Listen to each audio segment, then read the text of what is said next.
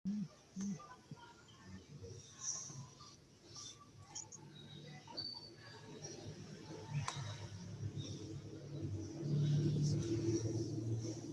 saya mulai. Assalamualaikum warahmatullahi wabarakatuh. Waalaikumsalam. Selamat pagi anak-anak. Selamat bertemu kembali dengan pembelajaran bahasa Indonesia. Semoga kegiatan hari ini kalian selalu mendapatkan rahmat, nikmat kesehatan dari Allah Subhanahu wa taala, mendapatkan kecerahan sehingga dapat mengikuti dan menyelesaikan pembelajaran dengan baik. Hari ini kita akan menyelesaikan tentang teks cerita inspiratif dan materinya masih sama dengan pertemuan kemarin, yaitu mengungkapkan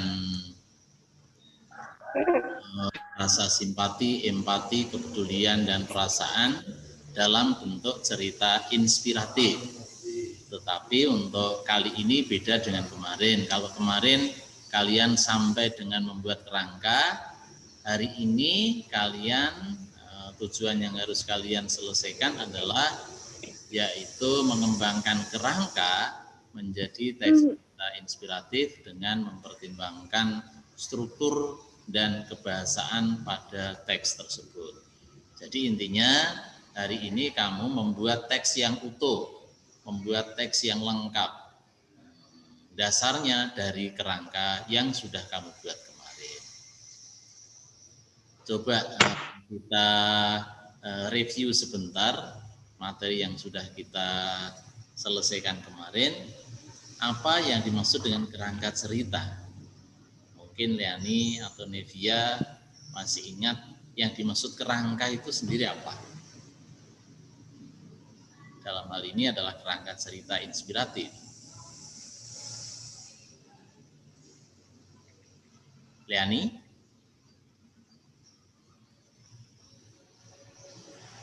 Atau Nevia?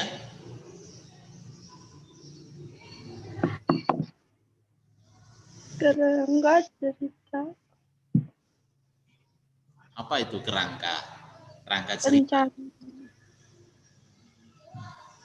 Ya, jadi yang namanya kerangka cerita, kerangka itu ya rancangan. Kerangka itu perencanaan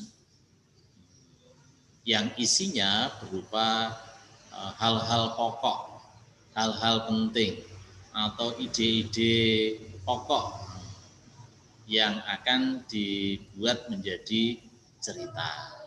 Nah, ini jadi tugas kemarin, pembelajaran kemarin, kamu itu saya suruh membuat kerangka, ya mestinya jawaban kamu hanya berupa hal-hal pokok saja, jadi belum membuat teks yang utuh.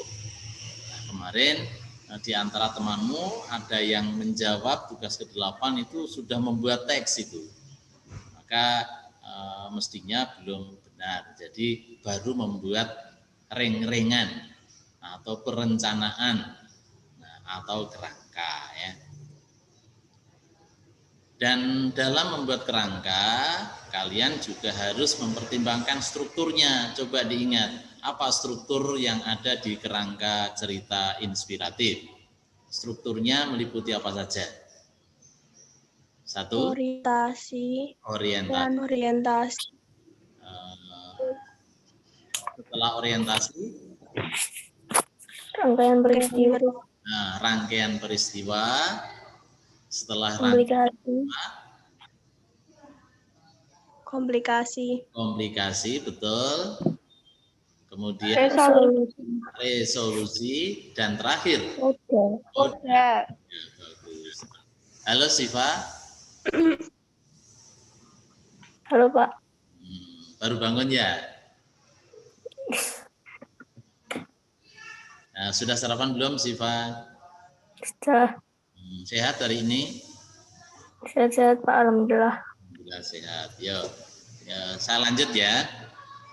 Nah, jadi ini materi kemarin, jadi kamu baru saya suruh membuat kerangka dan kerangkamu berupaya memenuhi strukturnya, ya ada orientasinya, orientasi itu khususnya berupa pengenalan, kemudian ada rangkaian peristiwa atau rangkaian kejadiannya, terus memuncak itu komplikasinya, dan ada jalan keluar atau resolusi, dan terakhir ada pesan atau kodanya.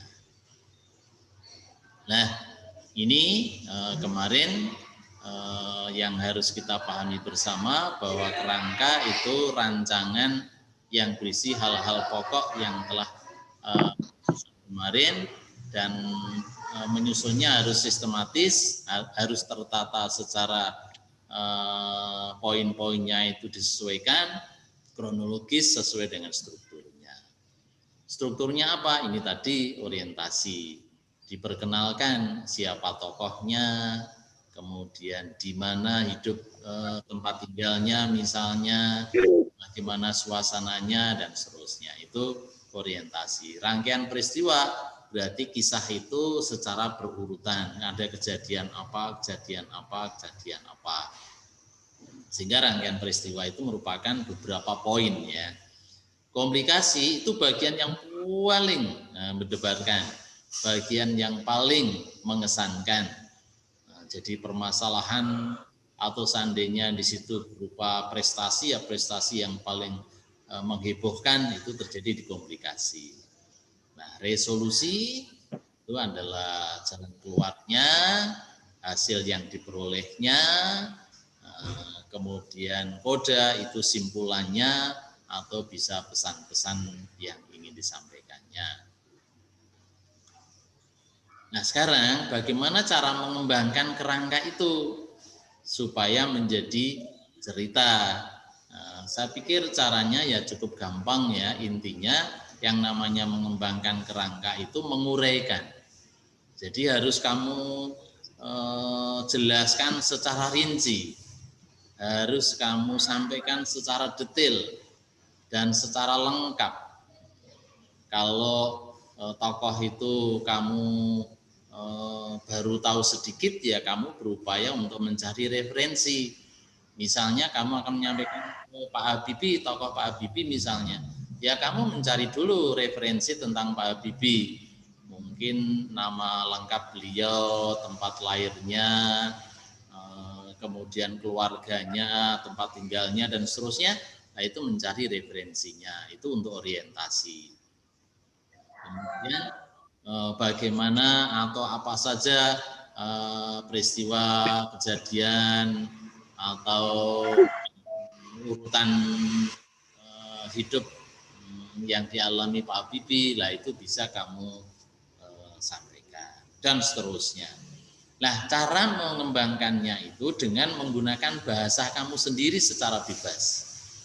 Jadi karena menggunakan bahasa kamu sendiri, ya kamu leluasa, dan upayakan bahasanya ini yang menarik. Yang menarik itu orang yang membaca menjadi langsung senang, mengikuti dengan senang hati. Deskriptif artinya diuraikan seolah-olah pembaca itu melihat langsung, mendengar, atau merasakan, itu deskriptif ya. Maupun secara naratif. Naratif artinya urutan ceritanya mau ditambah dengan dialog-dialog, percakapan, itu boleh lebih bagus supaya menjadi lebih mengesankan ceritanya. Nah, contohnya ini saya mencoba misalnya saya menggunakan dasar atau memilih gambar seorang anak kecil yang sedang bekerja keras, memikul hasil kerjanya dari sawah misalnya, kerangkanya itu rencananya saya beri judul Tak Kerja Tak Makan. Di kerangka yang saya susun di bagian orientasi, saya perkenalkan nama anak itu Mukidi misalnya. Nah, dia seorang bocah desa yatim. Artinya dia sudah tidak punya ayah misalnya. Dia hidup dari desa, bukan anak kota. Hidupnya bersama emaknya. Jadi dia hidup bersama emaknya. Jadi hidup di desa sederhana, bernama Mukidi dan seterusnya. Nah, bagian ini dinamakan orientasi. Nah, karena ini orientasi memperkenalkan bagaimana pengembangannya. Nah, ini contoh pengembangannya. Pagi itu Mukidi bangun pagi sekali. Walaupun udara masih terasa dingin oleh hujan semalam, rupanya tidak mampu menyurutkan semangatnya.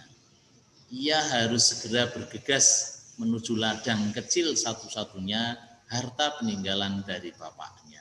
Nah, ini jadi kalimat yang sebelah kanan ini adalah contoh pengembangan. Jadi contoh uraian tentang yang sebelah kiri, yaitu tentang orientasi, memperkenalkan Mukidi. Jadi ini tokohnya anaknya bernama Mukidi. Bagaimana kehidupannya? Oh, ternyata Mukidi itu seorang anak desa. Dia itu keluarga yang mungkin serba sederhana, hidupnya hanya bersama emaknya dan seterusnya. Nah, kalimat ini itu pengembangan kamu secara bebas. Setelah itu kira-kira poin berikutnya rangkaian peristiwanya apa? Nah, rangkaian peristiwa itu perlu kamu rancang, mestinya banyak ya, karena namanya saja rangkaian.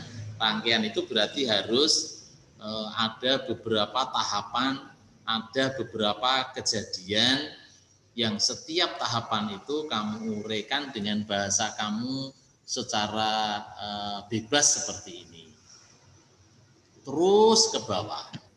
Itu sampai dengan koda, pesan atau simpulan akhir. Nah, nanti kalau sudah kamu kembangkan seperti ini, yang kamu tulis yang kanan ini ya, nanti ceritamu itu akan tertulis ya otomatis jadi teks.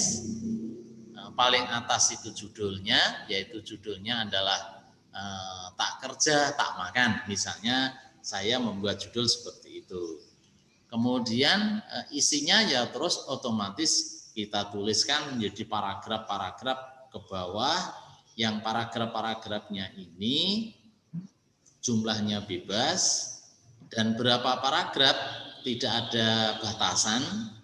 Yang terpenting dari paragraf-paragraf yang kamu tuliskan secara detail rinci ini, di dalamnya memuat ada orientasi, ada rangkaian peristiwa, ada komplikasi, ada resolusi, dan ada koda.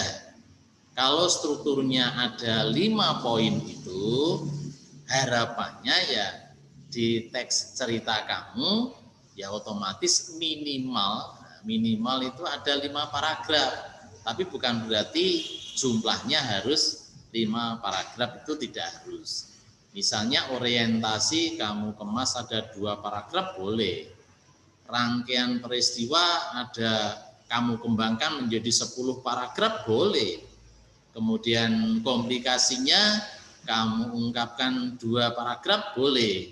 Resolusi ada 2 paragraf boleh. Koda 1 paragraf boleh. Dengan demikian kisah ceritanya panjang, ada belasan paragraf, tetapi secara garis besar tetap memuat 5 poin penting, yaitu strukturnya tadi. Jadi itu yang dimaksud dengan mengembangkan dari kerangka menjadi sebuah teks yang di dalam teksnya ini harus ada judulnya apa, terus kemudian di bawahnya ini kamu uraikan secara bebas, secara detail poin-poin penting yang sudah ada di rencana tersebut. Begitu, mungkin ada yang menginterupsi, mau bertanya, boleh.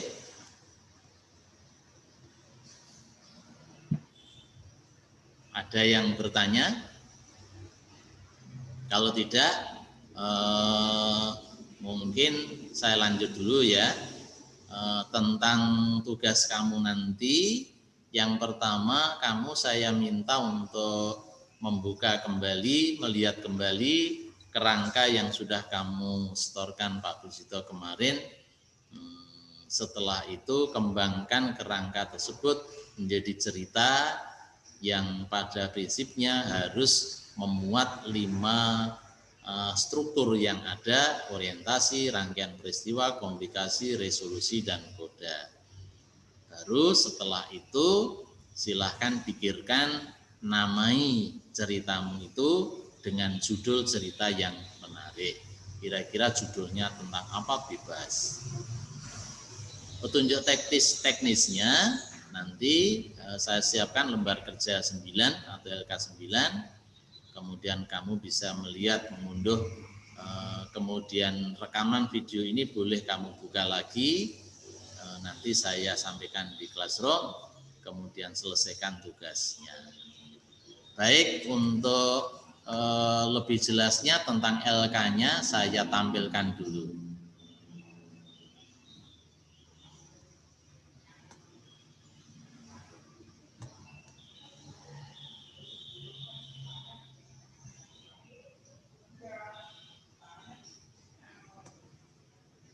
Sudah kelihatan LK-nya? Sudah. Sudah ya. Jadi nanti di LK yang pertama tulis ulang kerangka cerita inspirasi yang kamu susun di pertemuan yang lalu. Nah, jadi ini tetap harus kamu tulis ulang dulu ya. Jadi orientasinya apa kemarin, rangkaian peristiwanya tulis dulu di sini. Karena nanti untuk memudahkan kamu di dalam membuat cerita, kalau kerangkanya belum disusun atau kerangkanya tidak disandingkan, kamu nanti akan kesulitan. Jadi kerangka ini kamu tulis supaya memudahkan kamu membuat urutan kisahnya. Setelah itu di bawahnya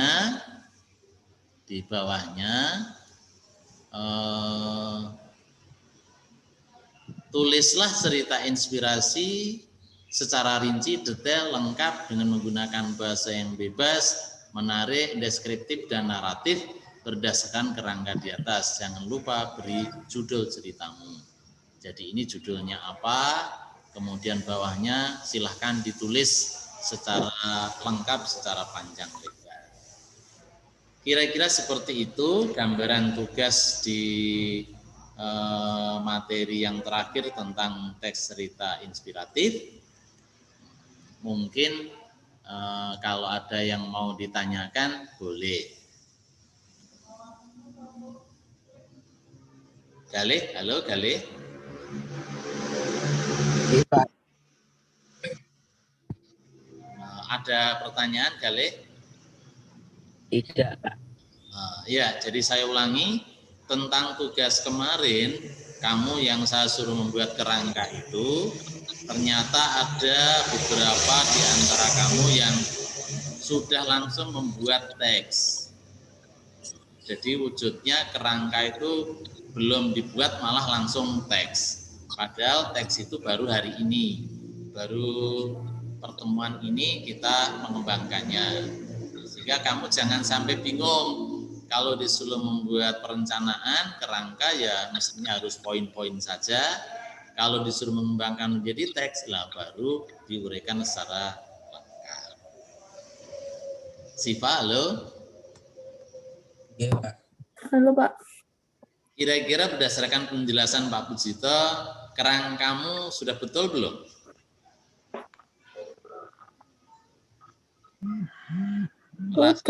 Sudah. Atau ada pertanyaan sih Pak? Pak, itu tadi tugasnya yang nomor 1 nggak usah ditulis, bisa nggak Pak? Yang nomor apa? Nomor 1. Yang nomor 1 kerangkanya itu? Kerangkanya kan udah ada Pak di buku.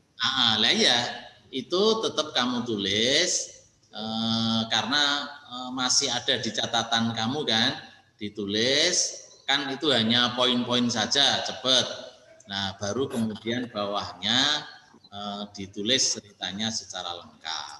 Kalau misalnya kamu di buku ada kan, nanti boleh kalau tinggal kamu potret di file yang pertama itu kerangka, terus file yang kedua berupa teksnya. Tapi kalau kamu mengerjakannya pakai filenya Pak Pujito itu, ya tetap harus ditulis ulang. Begitu sih Pak? Oke Pak. Oke. Nevia, mungkin Anda tanya, Nevia? Tidak, Pak. Ada. Liani, halo Liani. Halo, Pak. Gimana? Ada yang perlu kamu sampaikan? Tidak ada. Tidak ada. Sudah cukup jelas ya. Baik, saya tanya Liani, kemarin kamu mengambil topik apa? Pilih gambar apa? Tenaga medis. Oh, tenaga medis. Kalau Siva masih ingat apa? Anak yang bersedekah. Anak yang bersedekah. Nah, Nevia tentang apa?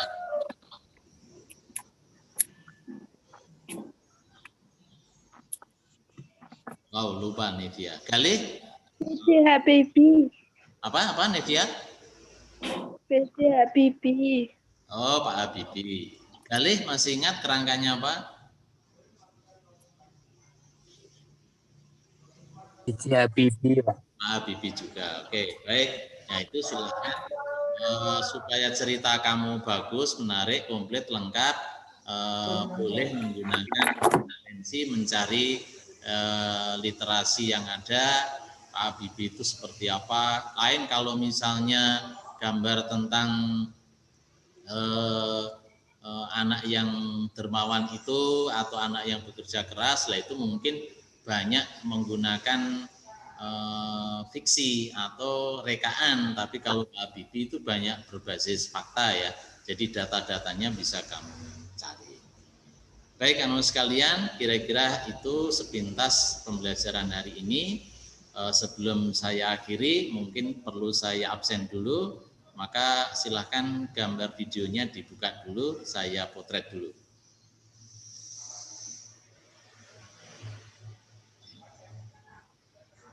Oke, Siva, Liani, Galih, ayo Galih, tak tunggu dulu sebentar.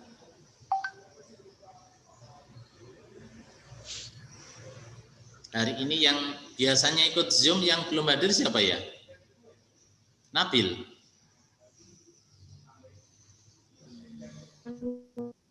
Baik ya, saya potret dulu, salam literasinya, silahkan salam literasi. 3, 2,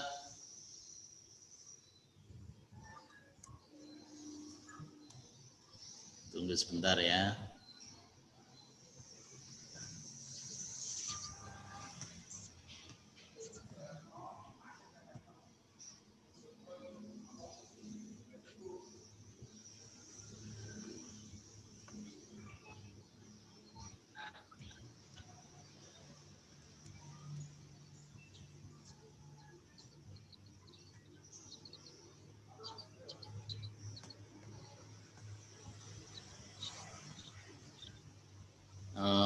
Baik, sementara itu dulu anak sekalian, jika tidak ada yang perlu ditanyakan, selamat belajar, semoga kalian sukses, selalu sehat, dan semoga nanti bisa melanjutkan ke sekolah yang kamu cita-citakan, dan kalian besok menjadi orang-orang yang sukses dan berhasil.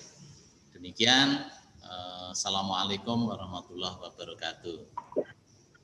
Waalaikumsalam warahmatullahi wabarakatuh. Saya putus ya.